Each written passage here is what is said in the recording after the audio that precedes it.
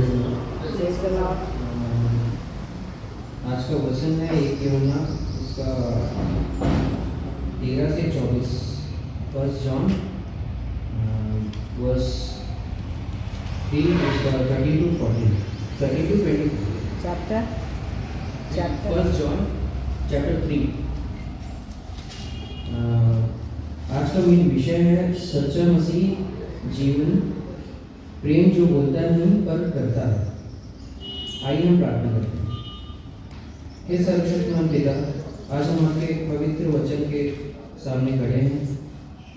मुझे बल दे कि मैं जो भी वचन बोलूँगा वो हम सबको समझ आए और हम अपने आत्मिक जीवन पे उसको बढ़ावा देगा।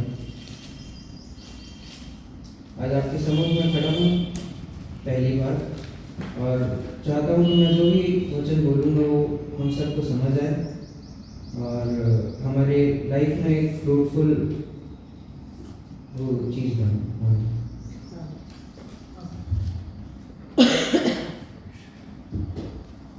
इस भाग में प्रभु हमें एक गहरी बात समझाते हैं। प्रेम ही असली पहचान है। सबसे पहले लिखा है, अगर संसार तुमसे बैर रखे तो चिंतित मत हो। इसका अर्थ क्या है? जब हम सच्चाई के रास्ते पर चलेंगे, जब हम पवित्र जीवन जीने की कोशिश करेंगे, तो सब लोग हमें पसंद करेंगे जरूरी नहीं। कभी लोग हंसेंगे, कभी लोग दूर हो जाएंगे, कभी लोग गलत समझेंगे। पर प्रभु कहता है, डरना मत और प्रेम छोड़ना मत। यह एक और गहरी बात लिखी है, जो प्रेम नहीं करता वो मृत्यु में बना रहता है। इसका मतलब ये नहीं कि शारीरिक मृत्यु, परंतु आत्मिक मृत्यु। अगर हमारे दिल में कड़वाहट है, ईर्ष्या है, नफरत है, तो हम अंधकार में जी रहे हैं। लेकिन जो प्रेम करता है वो जीवन में है।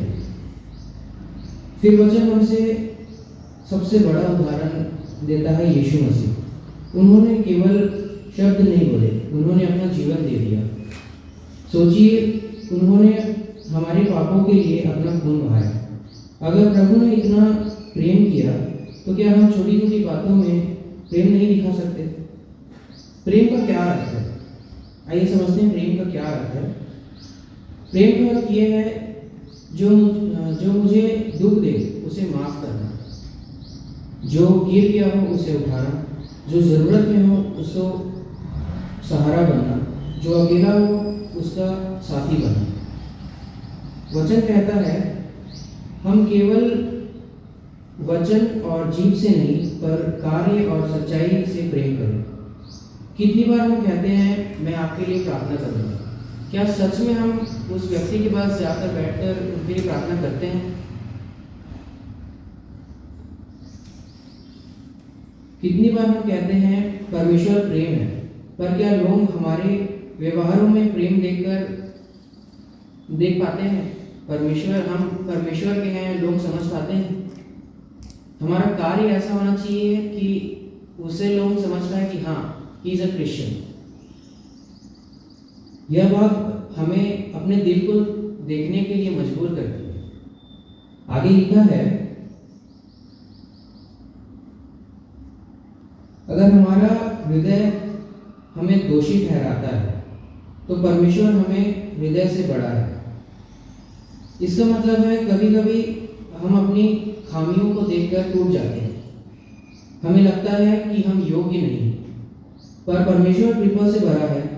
वो हमें माफ करता है। वो हमें फिर से खड़ा करता है। और अंतिम में लिखा है, जो उसकी आज्ञा मानते हैं और एक दूसरे से प्रेम करते हैं, उनमें परमेश्वर का वास करता है। सोचिए, सृष्टि का रचयिता हमारे अंदर आना चाहता है, पर वो कहाँ है? क्या वो हमारे अंदर है? परमेश्वर कहाँ रहता है? परमेश्वर हमारे हृदय में। आज प्रभु हमें बुला रहा है, सिर्फ नाम की मसीह बनने को नहीं, पर जीवन में मसीह बनने को। अंतिम में मैं कहना चाहता हूँ, स्पेशली हमारी यूथ्स को, as we know this is a Lent season. तो लेंट सीजन का क्या मतलब होता है? क्या उसका मतलब ये होता है कि not eating nonveg in this days? क्योंकि लेंट आता है तो कुछ यूथ में देखा हूँ कि कल से लेंट चालू हो रहा है तो आज जाकर अच्छे से बिरयानी खा ली और बोले कि नहीं कल से लेंट है तो हम 40 दिन या 25 दिन लेंट देखना है, मम्मी बोली है कि नॉनवेज नहीं खाना है। तो मैं चाहता हूँ कि इस लेंट को हम ऐसा ना रखें। इस लेंट को हम अपने आत्मिक जीवन को सुधारने में रखें, क्योंकि आजकल यूथ का थिंकिंग यही है, वो चीज़ को हमको बदलना है। मैं चाहता हूँ कि लेंट के में हम अपने खामियों को सुधारें, आत्मिक जीवन को सुधारें, जो ज़रूरतमंद हो उसकी हेल्प करें, किसी से बैर ना करें।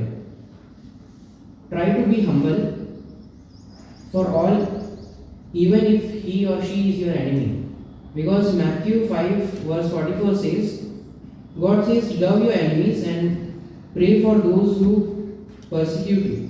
भले आपको दुश्मन क्यों ना हो, आपको उसके लिए कोई भी बैर ना रखें। And also try to read Bible daily for at least for this 40 days.